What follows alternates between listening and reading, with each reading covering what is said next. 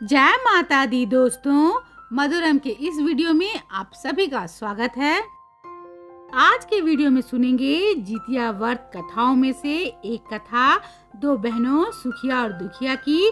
तो आप इस कथा को सुनने के लिए वीडियो को पूरा देखिएगा और व्रत कथा सुनने के बाद वीडियो को लाइक कीजिएगा और साथ में कमेंट बॉक्स में जय माता दी जरूर लिखिएगा।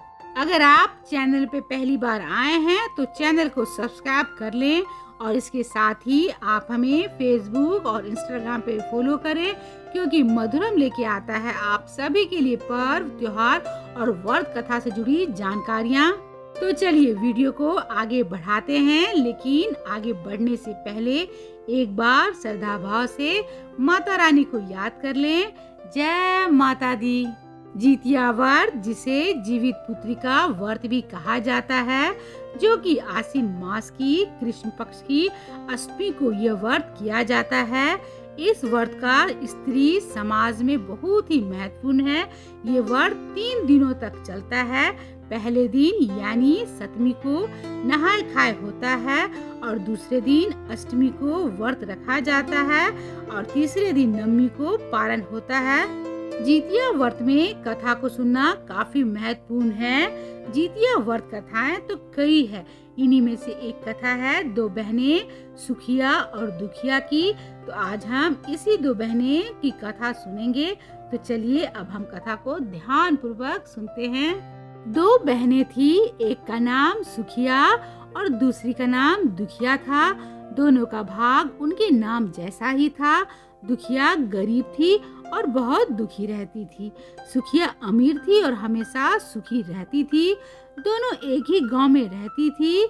दुखिया सुखिया के घर में काम करती थी, साफ सफाई करती थी, खाना बनाती थी और जो खाना बच जाता था वो खाना सुखिया दुखिया को दे देती थी। इसी तरह दुखिया का घर चलता था। समय बीतता गया, दोनों को बच्चे हुए। सुखिया को 2 पुत्र थे और दुखिया को भी 2 पुत्र थे। जब जितिया का व्रत आया तो दोनों बहन जितिया का व्रत रखती थी। दुखिया सुखिया के घर में काम करती थी। व्रत के दिन दुखिया ने सुखिया के घर में जो चावल फटका, उससे जो खुर्दी निकला वो अपने लिए रख ली और साफ चावल सुखिया को दे दी। दुखिया फिर साग को चुनी, बढ़िया वाला साग सुखिया के लिए रख दी और जो डंठल था वो अपने लिए रखी। अब दुखिया ने सुखिया के घर का सारा खाना बना दिया और अपने घर चावल की खुर्दी और साग की डंठल लेके गई बनाने के लिए। खुर्दी का चावल और साग की डंठल बनाकर वो खाना अपने बच्चों को खिलाई और खुद भी खाई। उसके बाद दुखिया सोने चले गई। आधी रात में एक बूढ़ी औरत उनके घर का आकर दरवाजा खटखटाती है। तो दुखिया पूछती है कौन है। तब बूढ़ी बोलती है बेटा हम हैं। दुखिया ने उठकर फाटक खोला और पूछती है अम्मा आपको क्या चाहिए, इतनी रात में आप यहाँ किस लिए आई हो। बूढ़ी बोलती है बेटा मुझे बहुत भूख लगी है, कुछ खाने को दे दो। दुखिया उसे घर के अंदर ले आती है और कहती है हम लोग तो बहुत गरीब हैं, आज मैंने खुर्दी का चावल और साग की डंठल बनाया है, क्या आप खाएंगी। तो बूढ़ी माँ कहती है हाँ क्यों नहीं खाएंगे, हमें बहुत भूख लगी है, हम वही खाएंगे। दुखिया अंदर जाके खुर्दी का चावल और साग की डंठल लाती है और बूढ़ी माँ को देती है खाने के लिए। बूढ़ी माँ खाना खाने के बाद कहती है मुझे अच्छे से कुछ दिखाई नहीं देता, इतनी रात के अंधेरे में मैं अपने घर कैसे जाऊंगी। तो दुखिया कहती है कोई बात नहीं, आप यहीं पर सो जाइए, सुबह अपने घर चले जाना। तो बूढ़ी माँ दुखिया के घर में ही सो जाती है। फिर थोड़ी देर बाद उठकर बूढ़ी माँ कहती है बेटा मुझे दीर्घ संका यानी कि पैखाना लगा है, कहाँ करूँ। तो दुखिया कहती है मेरे घर में शौचालय नहीं है, इसलिए आप उधर कोने में ही कर लीजिए। बूढ़ी माँ पूछती है कि बेटा भर भर करें या छर छर करें। दुखिया नींद में थी तो वो कहती है कि माताजी भर भर ही कर दो, मैं सुबह साफ कर दूंगी। फिर थोड़ी देर बाद बूढ़ी माँ पूछती है कि बेटा मैं अपने हाथ कहाँ साफ करूं। तो दुखिया कहती है, आप मेरे सर पे अपने हाथ को साफ कर लीजिए। जब सुबह होती है तो दुखिया को यह सब सपने के जैसे लगता है कि सोते समय मुझे कोई सपना आया होगा। वो ज्यादा कुछ नहीं सोचती और नदी में नहाने के लिए चली जाती है। जब वो नदी में नहाती है और अपने बाल धोती है तो उसके बालों से होते हुए जो पानी बहता है वो सोने का पानी होता है। आसपास की सभी महिलाएं यह देखकर चकित हो जाती है और कहती है, तुम्हारे बालों से तो सोने का पानी गिर रहा है, क्या बात है। फिर उसे रात की सारी बात याद आती है। वो दौड़कर अपने घर की ओर भागती है, ये सोच के कि उसका घर दीर्घ संका यानी पैखाना से गंदा हुआ होगा, पहले उसको साफ करना होगा। जब वो अपने घर में जाती है तो देखती है कि घर के हर कोने में ढेर सारा सोना बिखरा पड़ा होता है। यह देखकर दुखिया बहुत खुश हो जाती है और सोचती है कि ये सब जीवित वाहन भगवान की कृपा है, ये सब जो माता का रूप धारण करके मेरे घर आए और मुझे इतना आशीर्वाद दिए। अब दुखिया अमीर हो जाती है और सुखिया के घर जाकर काम करना बंद कर देती है।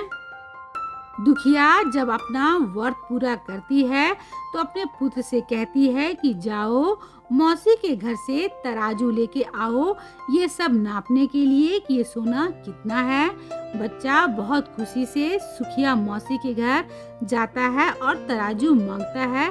तो सुखिया पूछती है कि तराजू पर क्या नापना है। तो बच्चा बोलता है कि मेरे घर में बहुत ढेर सारा सोना है, उसी को माँ नापेगी। सुखिया कहती है कि खाने के लिए तुम्हारे पास तो कुछ भी नहीं है और सोना नापोगे, मुझसे झूठ बोलते हो। तो बच्चा कहता है, नहीं, मैं झूठ नहीं बोल रहा हूँ। सुखिया सोचती है जब तराजू मांगा है तो कुछ ना कुछ तो जरूर नापना होगा, इसलिए वो तराजू के पीछे गोंद लगा देती है कि जो भी नापेगा वो उसमें थोड़ा सा चिपक जाएगा। दुखिया जब तराजू पर सोना नापती है तो कुछ सोने का टुकड़ा उस गोंद पर चिपक जाता है। जब बच्चा तराजू लौटाने आता है तो सुखिया उसको उलट पुलट कर देखती है तो उसे तराजू में सोना लगा हुआ मिलता है। सुखिया सोचती है उसके घर में जरूर कहीं न कहीं से सोना आया होगा, इसलिए वो कई दिन से काम पर भी नहीं आ रही है। सुखिया उसके घर जाके देखती है कि सोना कहाँ से आया। जब सुखिया दुखिया के पास जाके पूछती है कि तुम्हारे पास कहाँ से इतना सोना आया कि तुम तराजू मंगाई नापने के लिए, तो दुखिया उस रात की सारी कहानी अपनी बहन सुखिया को बता देती है। दुखिया का मन एकदम सच्चा था, इसलिए वो सब कुछ बता दी। लेकिन सुखिया के मन में लालच आने लगा कि दुखिया के पास हमसे भी ज्यादा धन आ गया है, अब अगले जितिया में मैं भी खुर्दी की चावल और साग की डंठल बनाऊंगी। फिर अगले साल जितिया का व्रत दोनों बहन ने रखा। सुखिया के पास हर तरह का सुख था और धन भी था, फिर भी वो जितिया के दिन चावल फटक कर साफ चावल फेंक दी और खुर्दी अपने पास रख ली। साग को तोड़कर पत्तियां फेंक दी और डंठल अपने पास रख ली और वही बनाई। खा पीकर पूजा पाठ करके सोने चले गई। फिर आधी रात में उसके घर में भी बूढ़ी माँ आई और दरवाजा खटखटाती है। सुखिया उसका इंतजार कर रही होती है। वो तुरंत दरवाजा खोलकर बूढ़ी माँ को अपने घर के अंदर ले आती है। बूढ़ी माँ बोलती है, मुझे बहुत भूख लगी है, कुछ खाने को दे दो। तो सुखिया कहती है, मैंने खुर्दी का चावल और डंठल का साग बनाया है। बूढ़ी माँ कहती है, कोई बात नहीं, मैं वही खाऊंगी। तो सुखिया परोस देती है और खाना खाने के लिए और सोने चले जाती है। बूढ़ी माँ बोलती है, मैं घर नहीं जा सकती, मुझे दिखाई नहीं देता है। तो सुखिया कहती है, कोई बात नहीं, आप यहीं सो जाओ।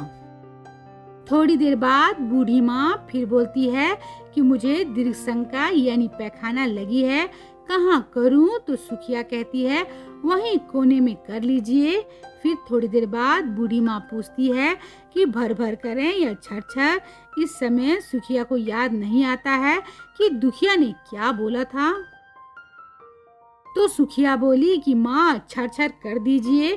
फिर बूढ़ी माँ पूछती है कि बेटा मैं अपने हाथ कहाँ साफ करूं? सुखिया कहती है मेरे सर में साफ कर लीजिए। बूढ़ी माँ अपना हाथ सुखिया के सिर पे साफ कर लेती है। जब सुखिया सुबह उठती है तो पूरा घर गंदगी से भरा पड़ा होता है और उसके बाल में भी बहुत गंदगी लगी रहती है। यह सब देखकर सुखिया बहुत दुखी हो जाती है और उसे बहुत ही गुस्सा भी आता है।